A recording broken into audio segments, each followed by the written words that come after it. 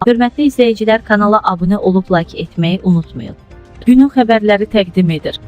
Bugün Bakının Xətai rayonunda yerləşən 147 saylı məktəb liseydə müəllimlər kütləvi şəkildə dərsə girməyiblər. Manset azın əldə etdiyi məlumata görə. Narazılığa səbəb Sumqayıtda yerləşən 32 saylı məcburi köçkün məktəbinin direktorunun gözlənilmədən 147 saylı məktəbə direktor kimi təyin olunmasıdır. Məktəbin müəllimləri tərəfindən bildirilir ki, son 5 il ərzində direktor vəzifəsini icra edən direktor əvəzi Vüsalə xanımın rəhbərliyi dövründə məktəbin göstəriciləri əhəmiyyətli dərəcədə yaxşılaşıb.